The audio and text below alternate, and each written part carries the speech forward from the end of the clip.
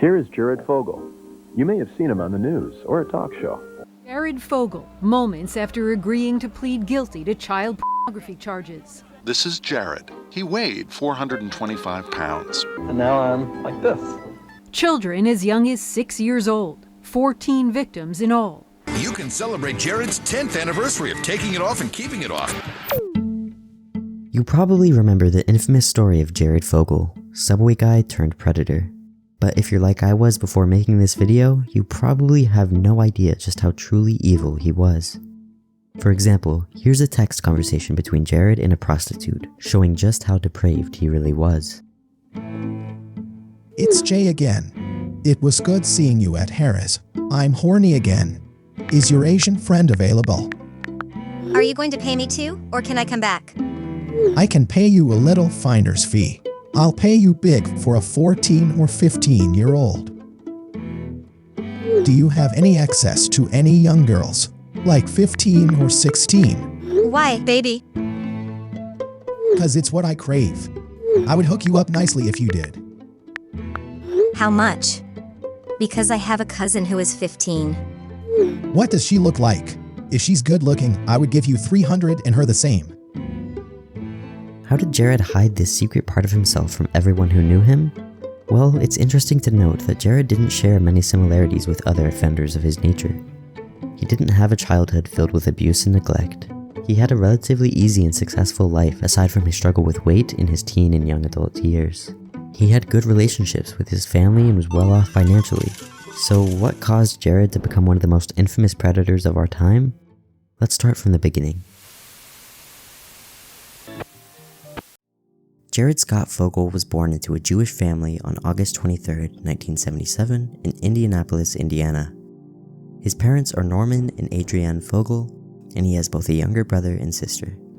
One of Jared's earliest aspirations as a child was to one day have a job in which he could fly on airplanes and stay in hotels. This is something he would eventually achieve, enabling him to act out his sick desires. Jared's binge eating began as early as 3rd or 4th grade. He's quoted saying, "I didn't just eat a bowl of ice cream, I ate the whole container." During middle school, he loved to eat snacks and play video games, leading to a very sedentary lifestyle. This is when his weight began to spiral out of control.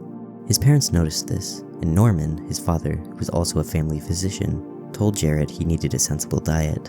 This caused Jared to rebel and eat more, even sneaking out of the house to get more food. By the time he was in high school, Jared had reached 300 pounds. He later graduated from North Central High School in Indianapolis in 1995.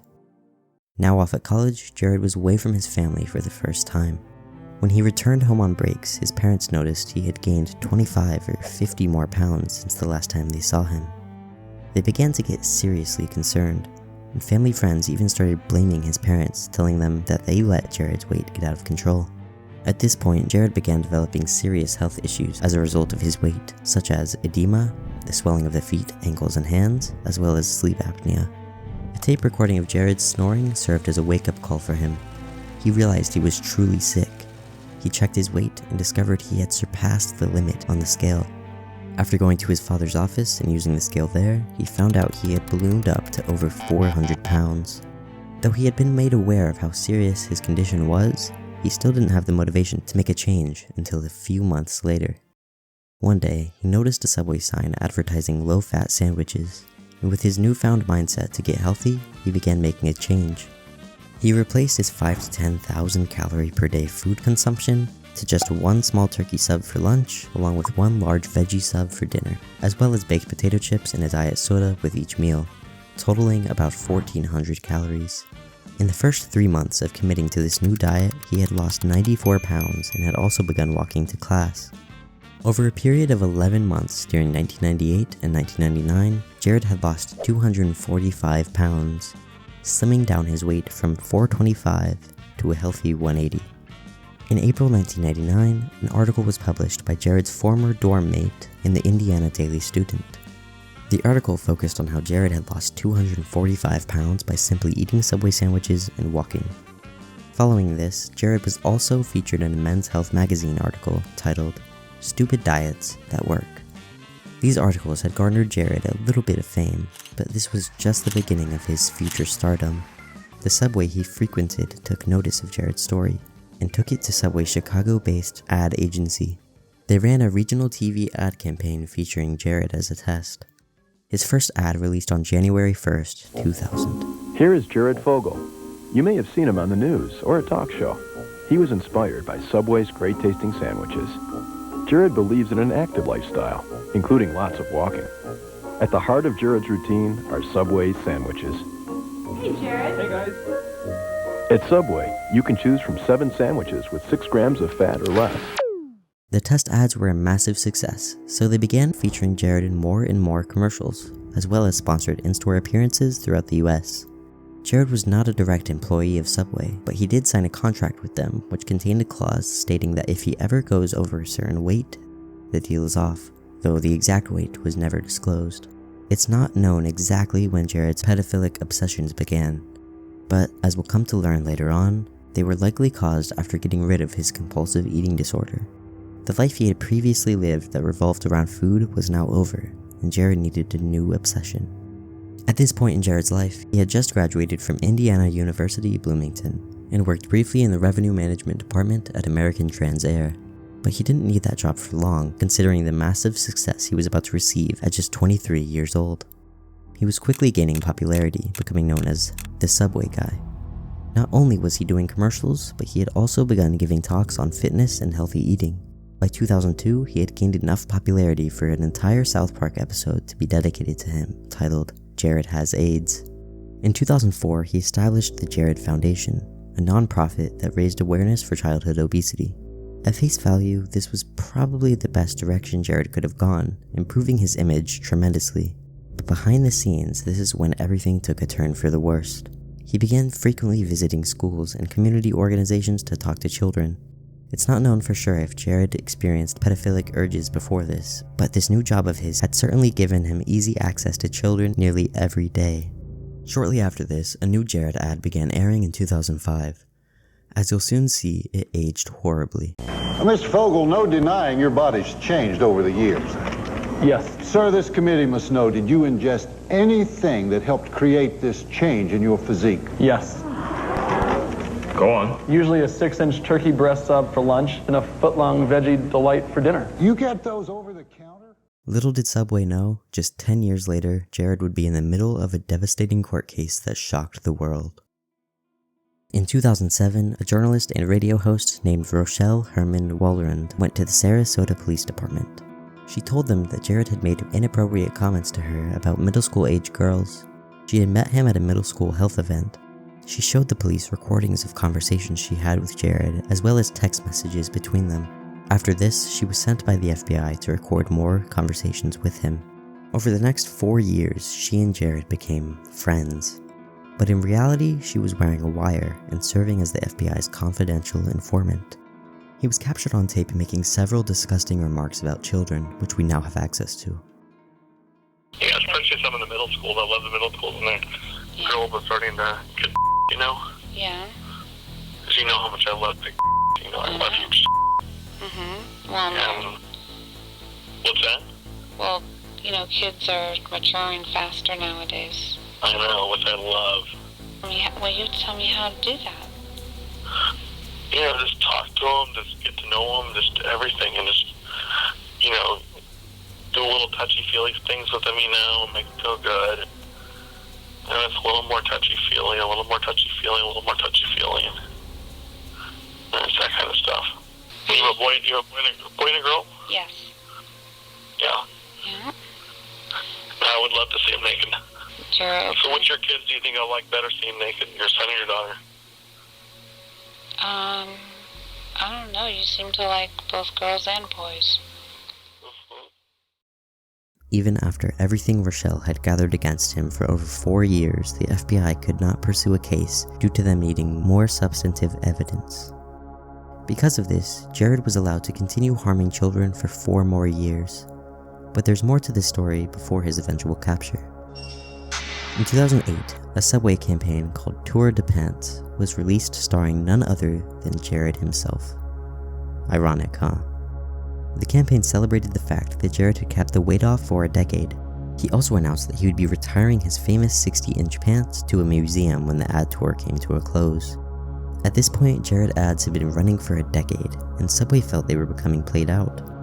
They decided to focus on a new campaign highlighting the $5 footlong. $5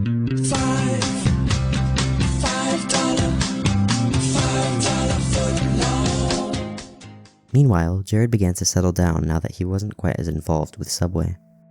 In November 2009, he got engaged to a teacher named Kathleen McLaughlin. Shortly after, it was reported by People magazine that Jared had gained back 40 pounds, now back up to 231. Though he did plan to lose it again through the Subway diet in time for his upcoming wedding.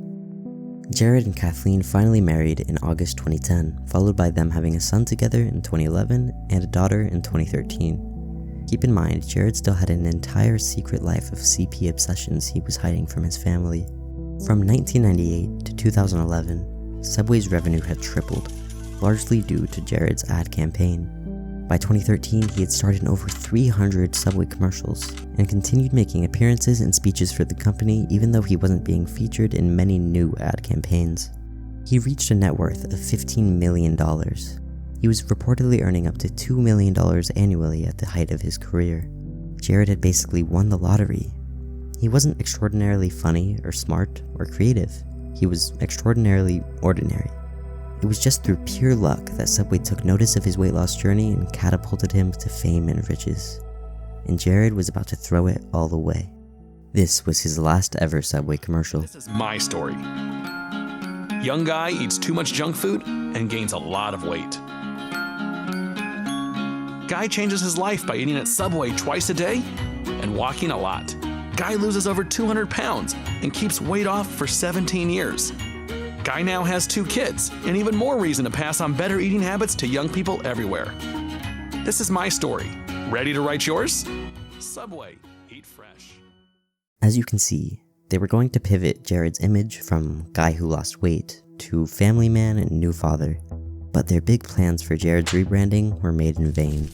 Now, before we cover the downfall of Jared Fogle, there's another crucial character in this story who goes by the name of Russell Taylor, director of the Jared Foundation, and close friend to Jared himself. From March 2011 through April 2015, Taylor had been producing CP using secret cameras he had set up around his residences. Jared not only knew about this, but encouraged Taylor to keep doing this. Taylor and his then-wife, Angela Baldwin, molested young girls and filmed them unknowingly. On April 29th, Taylor was arrested on charges of child exploitation, possession of CP, and voyeurism. When the news of this event hit the media, Jared claimed he had nothing to do with it and severed his relationship with Taylor. He may have fooled the rest of the world, but the search of Taylor's property had led police straight to Jared. They had found text messages between the two, showing that Jared knew of Taylor's CP production. He had even met some of the victims at social events with Taylor and his family.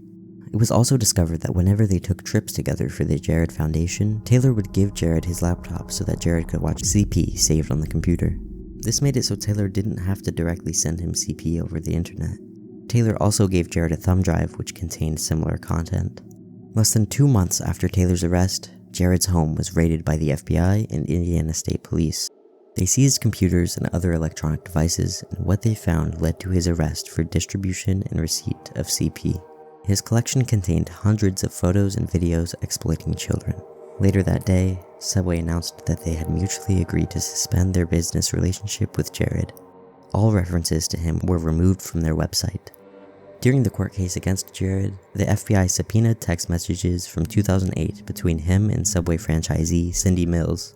They were sleeping together at the time. The messages contained Jared talking about sexually abusing children ages 9 through 16. He also told her to sell herself for sex on Craigslist and even wanted her to set him up with her 16-year-old cousin so that they could have sex. Mills reportedly told Subway's corporate management about the text messages, but Subway told her that Jared was not a Subway employee, so there was no violation. However, Subway representatives said that they had no record of Mills' allegations. Remember the Jared Foundation he established in 2004? In August 2015, 11 years after the nonprofit was created, it was reported by USA Today that absolutely no money was used for its intended purpose. The foundation spent only $73,000 a year, most of which went towards the salary of the foundation's director, Russell Taylor. The foundation was entirely a front to make Jared look good rather than actually helping solve childhood obesity. That same month, prosecutors reached a plea deal with Jared where he would plead guilty to 1 count of distribution and receipt of CP and 1 count of traveling to engage in illicit sexual conduct with a minor. Specifically, that charge was for Jared paying to have sex with a 17-year-old in New York City. It was revealed that Jared had paid for sex with 2 child prostitutes aged 16 and 17 on separate occasions in hotel rooms in Manhattan. Because the crimes took place over state lines, it was up to New York to pursue a criminal investigation against him. This would require another court case, meaning it would force the victims to testify once again. This makes it extremely unlikely that he will ever be legally labeled as a rapist, even though he did commit that crime. He also pleaded guilty to being fully aware of Russell Taylor's actions, in which 12 minors were exploited to film sexually explicit content. Another allegation included in count 2 was that Jared offered prostitutes a finder's fee to find younger sex partners. He also offered the 17-year-old a finder's fee to find even younger sex partners than her. The same day the plea deal was made, Kathleen McLaughlin, Jared's wife, announced that she was seeking a divorce. Jared was made to pay $1.4 million in restitution, $100,000 to each victim. Shortly thereafter, Subway announced that it had completely severed ties with Jared. He was also removed from his high school's Hall of Fame. The life Jared had been so lucky to acquire was now falling apart entirely. During Jared's court case, a forensic psychiatrist named John Bradford testified for his defense team. They told the court that Jared had a diagnosis of mild or weak pedophilia. He stated that the pedophilia was caused by a sense of hypersexuality that was gained to help fill the void that food left behind. This diagnosis was not accepted and was heavily scrutinized by both the judge and social media. It's believed that his use of the words mild and weak referred to Jared's attraction towards children mainly being towards early teenagers rather than younger children, but it came across as the psychiatrist downplaying what Jared had done. Finally, on November 19, 2015, Jared pleaded guilty to his crimes and apologized. He said he wanted to become a good, honest person and redeem his life after living a life of deception, lies, and complete self-centeredness. He was sentenced to 15 years and 8 months in prison. His earliest possible release date is March 24th, 2029, and when he does get out, likely less than 6 years after the release of this video, he will be forced to register as a sex offender for the rest of his life and receive treatment for sexual disorders. Meanwhile, on December 10th, 2015, Russell Taylor was sentenced to 27 years in prison. A few months after Jared was imprisoned, he was beaten in an ambush. He was given a bloody nose and swollen face due to word spreading around the prison of what Jared was in for. On November 16, 2016, Jared and Kathleen's divorce was finalized, and Jared agreed to pay her $7 million. 5 years passed, and almost no new news had come out about Jared until November 2021. He spoke out from prison for the first time in a letter to the New York Post. He said he royally screwed up, and that he runs 4 to 5 miles a day and works out regularly, now weighing 180 pounds. There's just over 5 years until Jared is released back into society. Did he learn his lesson? Or will Jared go back to his old ways and prey on children for years to come?